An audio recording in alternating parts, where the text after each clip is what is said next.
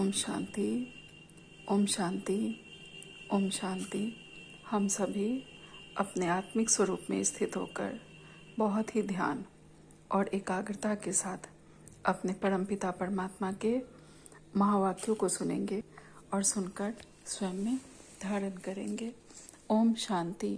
आज 28 सितंबर 2024 की बाबा की साकार वाणी है। बाबा कहते हैं, मीठे बच्चे, जब तुम नंबरवार सतो प्रधान बनेंगे तब यह नेचुरल कैलेमिटीज व विनाश का फोर्स बढ़ेगा और यह पुरानी दुनिया समाप्त होगी। आज का प्रश्न है, कौन सा पुरुषार्थ करने वाले को बाप का पूरा वर्षा प्राप्त होता है? उत्तर में बाबा कहते हैं, पूरा वर्षा लेना है तो पहले बाप को अपना वारिस बनाओ, अर्थात जो कुछ तुम्हारे पास है वह सब बाप पर बलिहार करो। बाप को अपना बच्चा बना लो तो पूरे वर्षे के अधिकारी बन जाएंगे। संपूर्ण पवित्र बनो तब पूरा वर्षा मिलेगा। संपूर्ण पवित्र नहीं तो मोचरा खाकर थोड़ी सी रोटी मानी मिल जाएगी। बाबा कहते हैं कि अगर हम संपूर्ण पवित्र नहीं बनेंगे तो फिर मोचरा अर्थात सजाएं खाकर रोटी मिल जाएगी थोड़ी सी।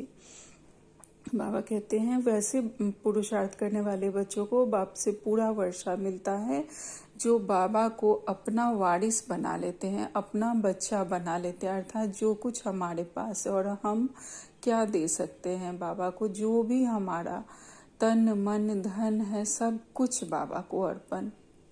कहते हैं ना भक्ति मार्ग में भी, तन मन धन सब तेरा।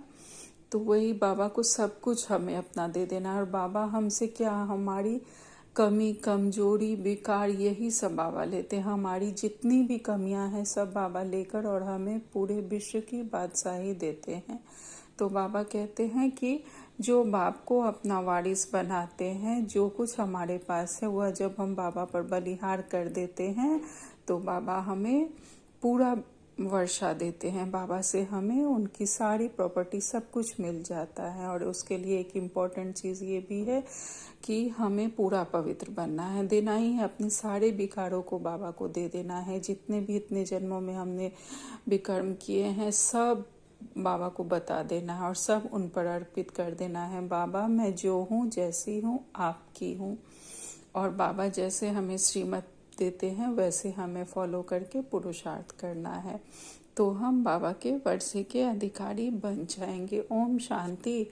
बच्चों को सिर्फ एक की याद में नहीं बैठना है, 3 की याद में बैठना है। भल एक ही है परंतु तुम जानते हो वह बाप भी है, शिक्षक भी है तो सतगुरु भी है। बाबा कहते हैं सिर्फ एक पिता समझकर याद में नहीं बैठना, यह भी याद रखना कि वह पिता भी है, सतगुरु है भी है तो टीचर भी है।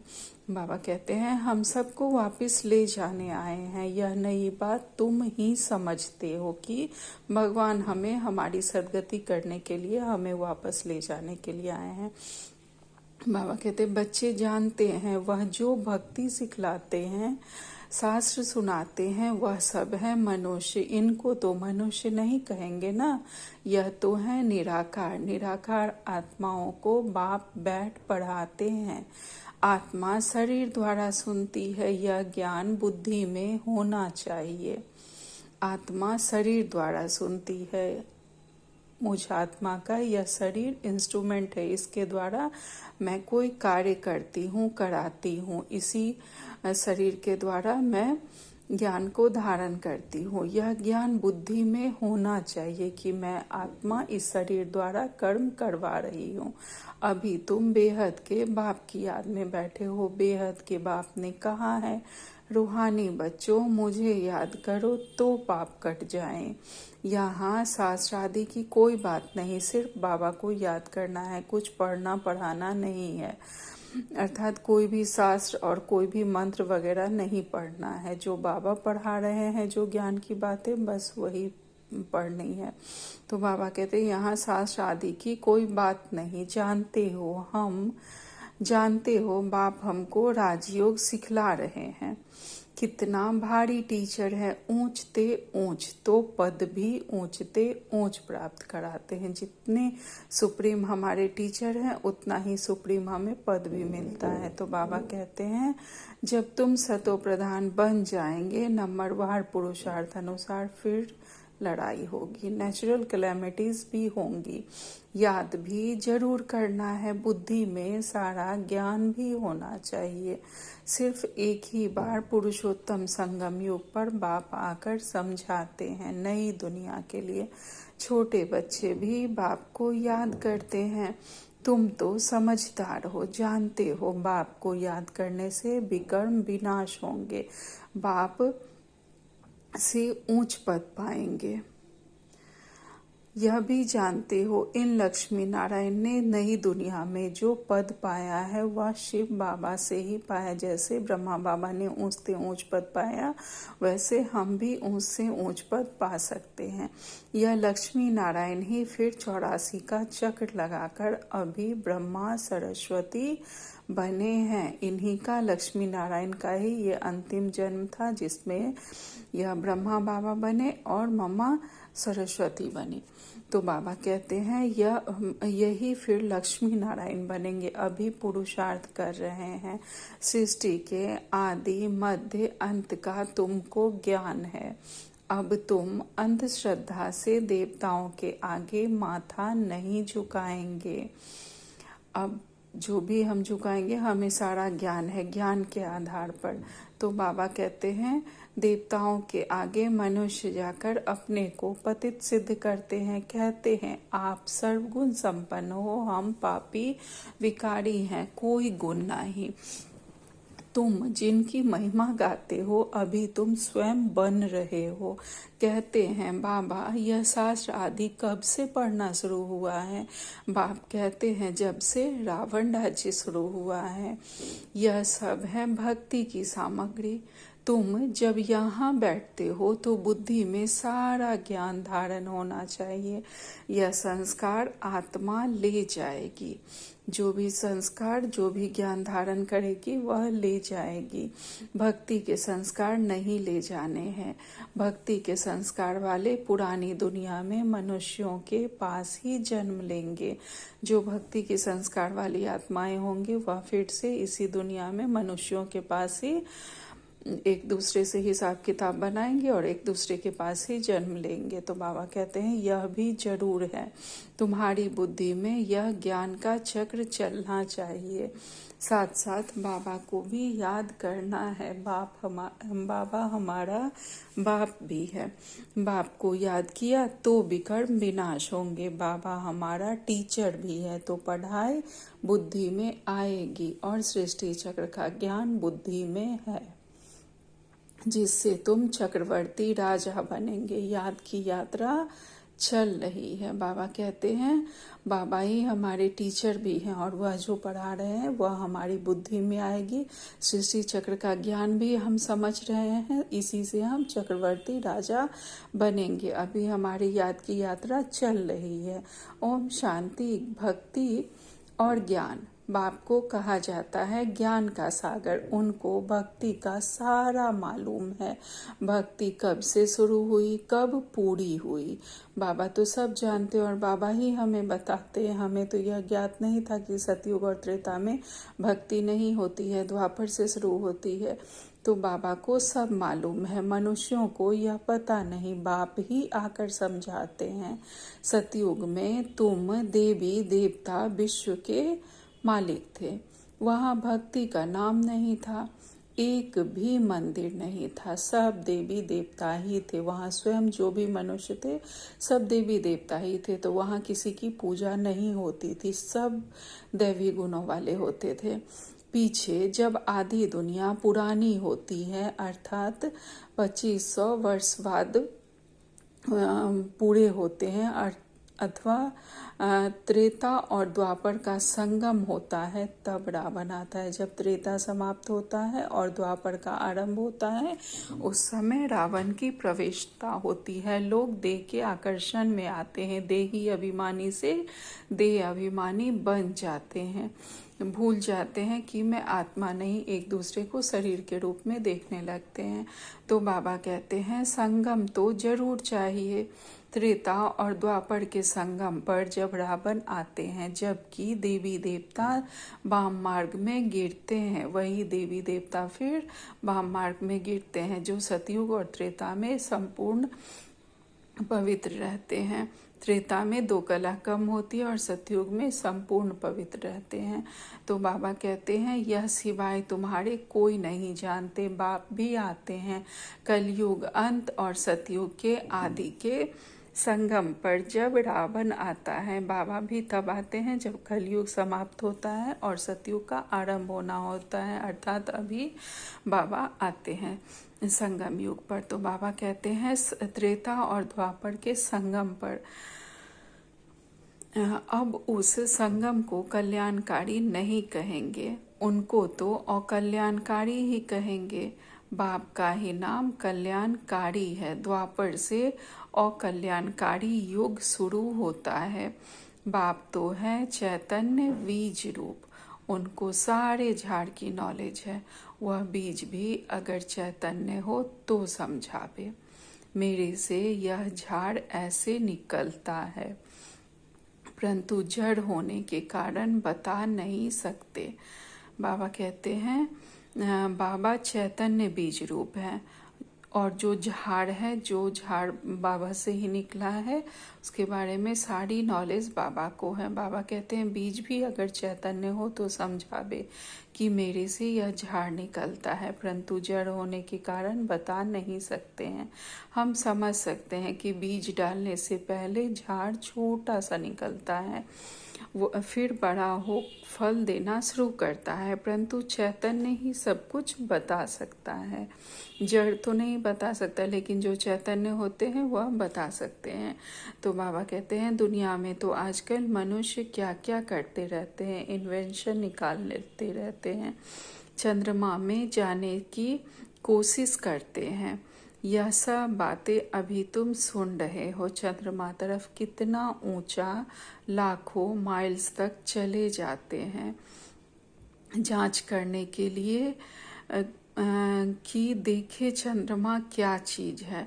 समुद्र में कितना दूर तक जाते हैं, जांच करते हैं, परंतु अंत पा नहीं सकते।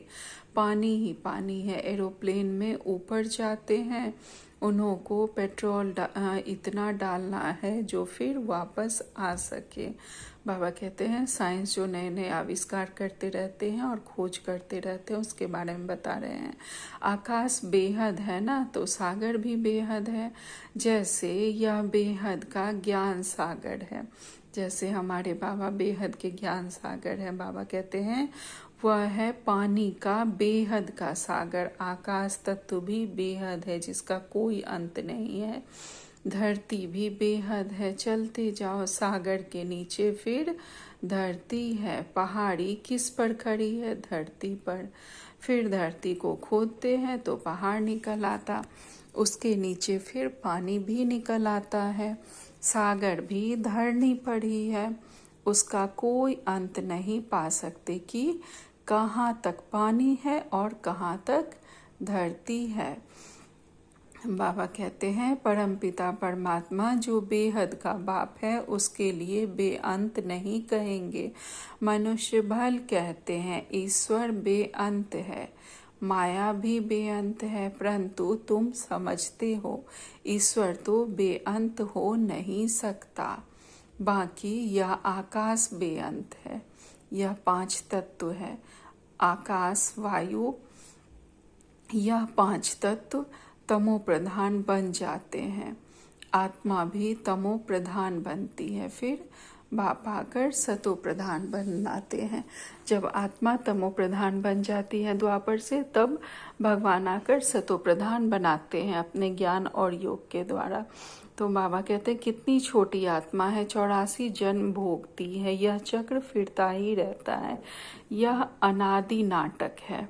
अर्थात यह नाटक चलता ही रहता है, यह चक्र फिरता ही रहता है, आदि से अंत चलता ही रहता है, अनादि है, इसका अंत नहीं होता।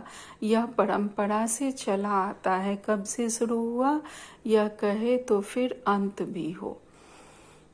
बाबा कहते हैं कि यह कब से शुरू हुआ यह भी पता चले तब भी समझ में आए, लेकिन यह पता ही नहीं कि कब से शुरू हुआ, क्योंकि यह अनादि है। बाकी यह बात समझानी है, कब से नई दुनिया शुरू होती है। इसका तो नहीं पता कि कब से यह ड्रामा शुरू हुआ है, लेकिन यह चलता ही रहता है। बाबा कहते हैं यह 5000 वर्ष का चक्र है जो फिरता ही रहता है, लेकिन कब नई दुनिया शुरू होती है और कब कई पुरानी दुनिया शुरू होती है, यह बाबा ने हमें ज्ञान दे दिया है। अभी तुम जानते हो, बाकी उन्होंने तो धूप का गोपड़ा लगा दिया है। शास्त्रों में लिखा है कि सतयुग की आयु इतने लाखों वर्ष है, तो मनुष्य सुनते सुनते उनको ही सच समझ लेते हैं। यह पता नहीं पड़ता भगवान कब आकर अपना परिचय देंगे, यह लोग नहीं समझते हैं। तो बाबा कहते हैं ना जानने के कारण कह देते हैं कलयुग की आयु 40,000 वर्ष पड़ी हुई है। जब तक तुम न समझाओ, अभी तुम निमित्त हो समझाने के लिए कि कल्प 5000 वर्ष का है, ना कि लाखों वर्ष का। भक्ति मार्ग की कितनी सामग्री है, मनुष्यों को पैसा होता है तो फिर खर्चा करते हैं। बाप कहते हैं मैं तुमको कितने पैसे देकर जाता हूँ, बेहद का। बाप तो जरूर बेहद का वर्षा देंगे, इससे सुख भी मिलता है, आयु भी बड़ी होती है। बाबा कहते हैं बाबा कितना धनवान बनाकर भारत को जाते हैं, जो सोने की चिड़िया कहा जाता है, और फिर कहाँ से कहाँ भारत पहुँच जाता है। तो बाबा कहते हैं इससे सुख भी मिलता है जो बाबा हमें वर्षा देते हैं, और आयु भी बड़ी होती है। सतयुग में बाप बच्चों को कहते हैं मेरे लाडले बच्चों आयुष्मान भव, वहाँ तुम्हारी आयु 150 वर्ष रहती है, कभी काल खा नहीं सकता है। बाप वर देते हैं, तुमको आयुष्मान बनाते हैं, तुम अमर बनेंगे, वहाँ कभी अकाले मृत्यु नहीं होगी, वहाँ तुम बहुत सुखी रहते हो, इसलिए कहा जाता है सुख धाम। आयु भी बड़ी होती तो धन भी बहुत मिलता है, सुखी भी बहुत रहते हो, वहाँ सुख शांति धन संपत्ति सब होती है, इसीलिए उसे सुखधाम कहा जाता है। बाबा कहते हैं कंगाल से सिरताज बन जाते हो, तुम्हारी बुद्धि में है। बाप आते हैं देवी देवता धर्म की स्थापना करने, वह तो जरूर छोटा झाड़ होगा। वो देवी देवताओं का जो झाड़ होता है बहुत छोटा सा होता है, क्योंकि सतयुग में बहुत ही सिलेक्टेड आत्माएं जाती हैं। तो बाबा कहते हैं वहाँ है ही एक धर्म, एक राज्य, एक भाषा, उसको ही कहा जाता है विश्व में शांति। सारे विश्व में हम ही पाटधारी हैं, वह यह दुनिया नहीं जानती कि हम ही देवी देवता पाठ निभाने वाले भी हैं। तो बाबा कहते हैं अगर जानती हो तो बताए कब से हम पाठ बजाते आए हैं। बाबा कहते हैं अगर वो जानती है शास्त्रों के अनुसार तो बताए कि कब से पाठ बजाते आए हैं। अभी तो तुम बच्चों को बाप समझा रहे हैं, पहले भक्ति मार्ग में हमें भी पता नहीं था, तो उन्हें भी भक्त आत्माओं को पता नहीं है, तो बाबा कहते हैं उनसे पूछो कि कब से यह पाठ बजाते आए हो। बाबा कहते हैं गीत में भी है ना, बाबा से जो मिलता है सो और कोई से नहीं मिलता। सारी पृथ्वी आसमान सारी विश्व की राजधानी ही हमारे पिता दे देते हैं। यह लक्ष्मी नारायण विश्व के मालिक थे, फिर बाद में जो राजाएं आदि होते हैं वह भारत के थे। गायन भी है जो बाबा देते हैं वह और कोई दे ना सके, बाप ही आकर प्राप्ति कराते हैं हम बच्चों को। तो यह सारा ज्ञान बुद्धि में रहना चाहिए जो कोई को भी समझा सको। यह सारा ज्ञान जब हम समझेंगे तभी हम किसी को समझा सकते हैं। इतना समझाने का है। अब समझा कौन सकते हैं? जो बंधन मुक्त होगा वही समझा सकता है। बाबा के पास जब कोई आते हैं तो बाबा पूछते हैं कितने बच्चे हैं, तो कहते 5 बच्चे अपने हैं और छठा बच्चा शिव बाबा है। तो जरूर सबसे बड़ा बच्चा ठहराना शिव बाबा के बन गए। तो फिर शिव बाबा अपना बच्चा बनाए विश्व का मालिक बना देता है। जब बाबा को हमने अपने संबंधों में स्वीकार लिया, उन्हें अपना वारिस बना लिया, या जो भी संबंध, हर संबंध से बाबा ने कहा है कि हमें अनुभव करना है, तो बाबा हमें विश्व का मालिक बना देते हैं। 1 का 100 गुना बाबा हमें देते हैं। बच्चे वारिस हो जाते हैं। यह लक्ष्मी नारायण शिव बाबा के पूरे वारिस हैं। आगे जन्म में शिव बाबा को सब कुछ दे दिया, तो वर्षा जरूर बच्चों को मिलना चाहिए। बाबा ने कहा मुझे वारिस बनाओ, फिर दूसरा कोई नहीं। कहते बाबा यह सब कुछ आपका है, आपका फिर हमारा है। आप हमको सारे विश्व की बादशाही का वर्षा देते हो, क्योंकि तुमको जो कुछ था वह दे दिया।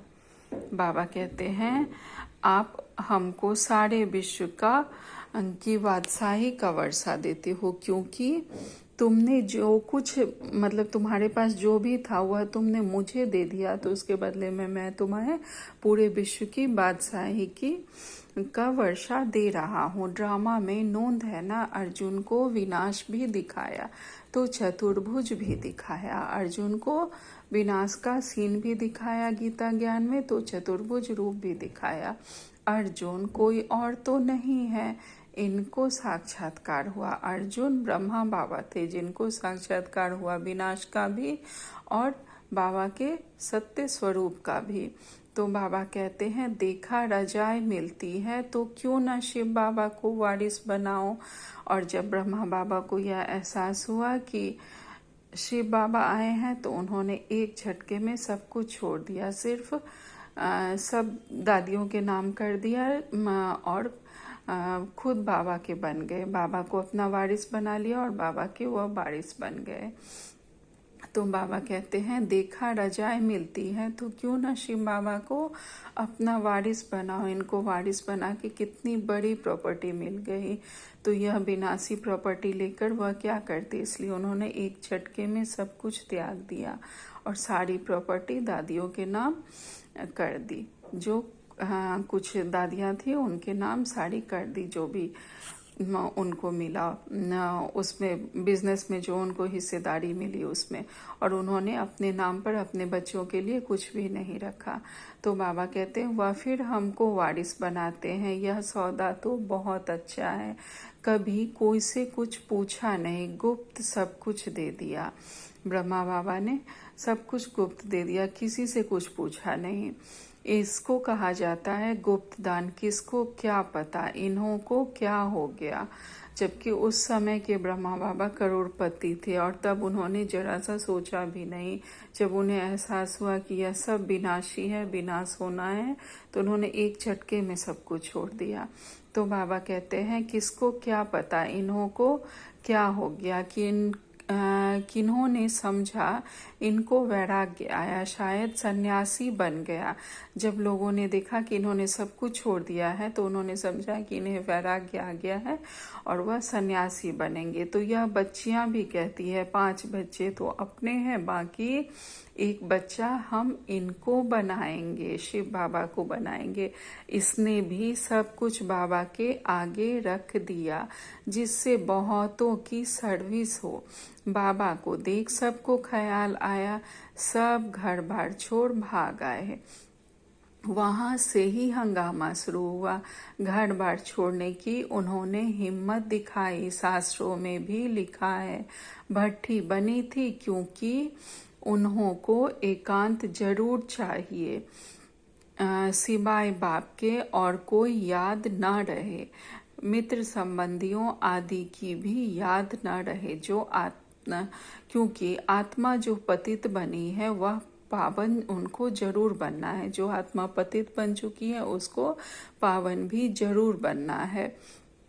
बाबा कहते हैं, बाप कहते हैं गृहस्थ व्यवहार में रहते पवित्र बनो।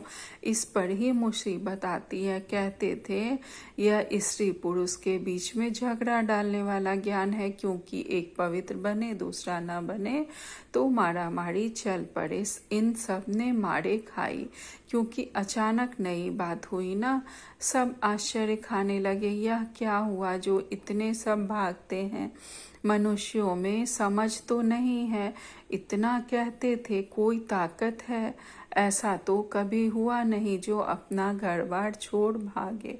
ड्रामा में यह सब चरित्र शिव बाबा के हैं। क्योंकि भट्ठी बननी थी इसलिए उस समय में बहुत साक्षात्कार का पाठ चला। सबको जो भी ब्रह्मा बाबा को देखते तो श्री कृष्ण के, विष्णु भगवान के ऐसे दर्शन होने लगे। बहुत साक्षात्कार का पाठ चला तो दादिया लोग सब घर छोड़ के भागी, और इस तरह का ज्ञान नया था तो सबको आश्चर्य लगा कि आखिर कौन सी शक्ति काम कर रही है, क्या ऐसा क्या हो रहा है। तो बाबा कहते हैं सब कहते थे कोई ताकत तो है, ऐसा तो कभी हुआ ही नहीं जो सब अपना ही घर छोड़कर भागे और फिर पवित्रता पूरी तरह से धारण कर ले। तो बाबा कहते हैं ड्रामा में यह सब चरित्र शिव बाबा के हैं। यह सब शिव बाबा ने कराया। कोई हाथ खाली भागे यह भी खेल है। घर बार आदि सब छोड़ भागे, कुछ भी याद नहीं रहा, बाकी सिर्फ यह शरीर है जिससे काम करना है।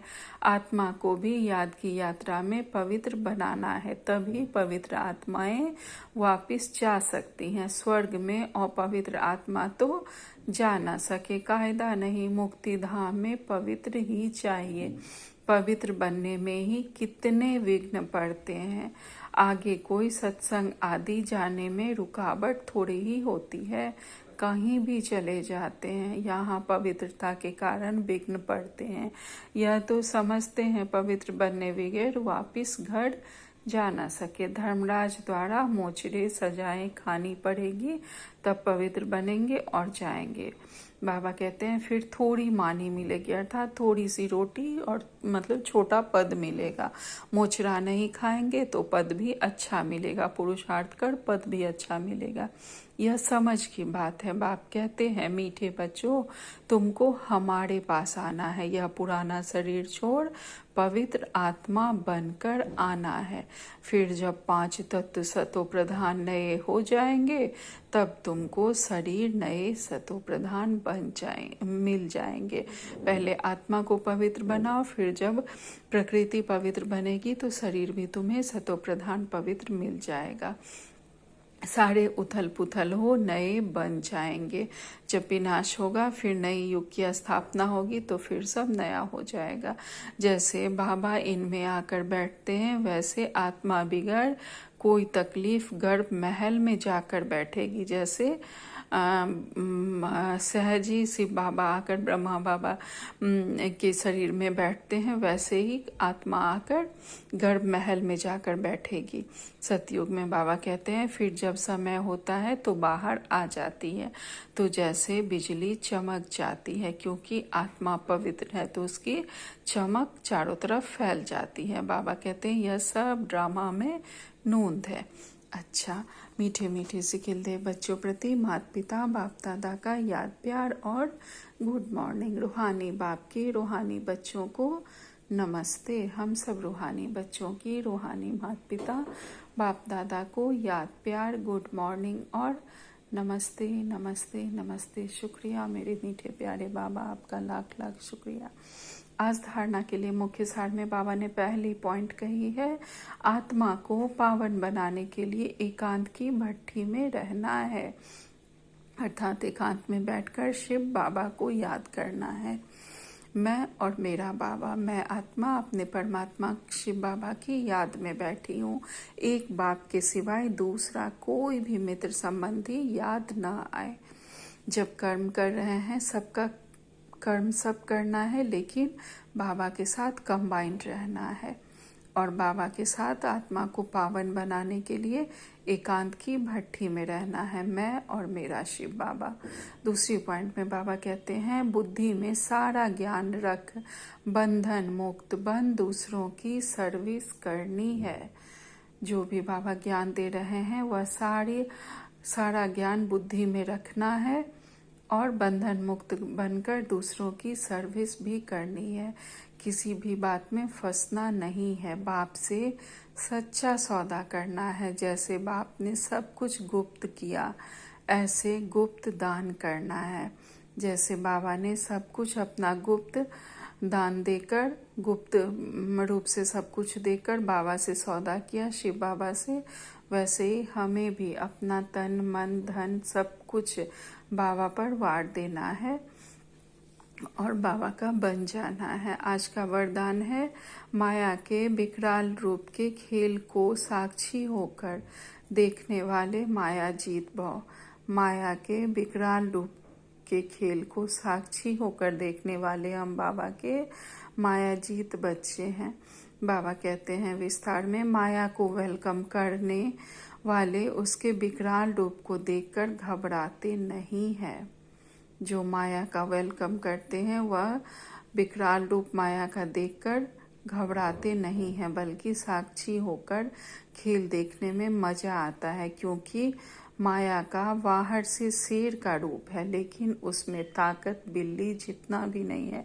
अर्थात परिस्थिति चाहे कितनी भी बड़ी आवे, हमारे सामने में वह कुछ भी नहीं है। बाबा ने किसी भी परिस्थिति को, माया को पेपर टाइगर कहा है।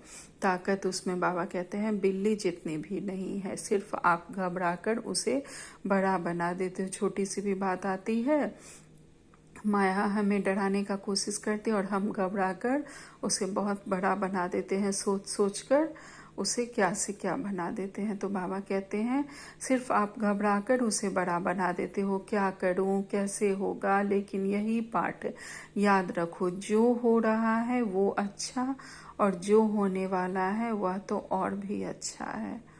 साक्षी होकर खेल देखो तो माया जीत बन जाएंगे।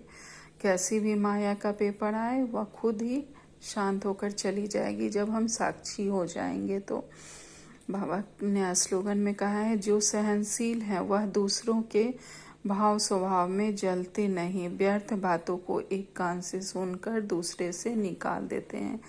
जो बाबा के सहनशील बच्चे होते हैं वह किसी की प्रोग्रेस देखकर, कोई भी अच्छा पुरुषार्थ कर रहे हैं, बहुत अच्छे हैं, उनका मान सम्मान हो रहा है तो उससे जलते नहीं हैं और व्यर्थ की बातों को एक कान से सुनकर, और अगर कुछ भी व्यर्थ उन तक पहुंचा, कुछ भी इधर उधर की बात आई तो उसे एक कान से सुनकर दूसरे से निकाल देते हैं। उन बातों में उलझते नहीं हैं, सिर्फ अपने बाबा की याद में रहते हैं, अपने पुरुषार्थ की ओर ध्यान देते हैं। इधर उधर की, बाबा ने कहा है ना कि झरमुई झगमुई बातों में हमें नहीं पड़ना है।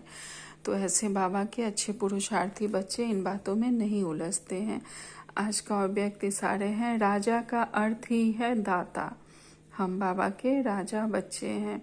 तो बाबा कहते हैं राजा का अर्थ ही है दाता, अर्थात देने वाले। अगर हद की इच्छा व प्राप्ति की उत्पत्ति है तो वो राजा के बजाय मंगता, मांगने वाला बन जाते हैं। अगर हद की इच्छा व प्राप्ति की उत्पत्ति है, अगर हद में हमारी कोई इच्छा बची हुई है तो वह देवता के बजाय लेवता बन जाते हैं, अर्थात देवता के बजाय मंगता, मांगने वाला बन जाते हैं। आप दाता के बच्चे हो, सर्व खजानों से संपन्न श्रेष्ठ आत्माएं हो। संपन्न की निशानी है अखंड महादानी। तो एक सेकंड भी दान देने बिना रह नहीं सकते। बाबा कहते हैं अगर आप संपन्न हो, आपके में कोई की भी हद की इच्छा नहीं है, तो उसकी निशानी है अखंड महादानी होगे। तो बाबा कहते हैं तब एक सेकंड भी दान देने के बिना रह नहीं सकते। अच्छा, ओम शांति, ओम शांति, ओम शांति। शुक्रिया बाबा।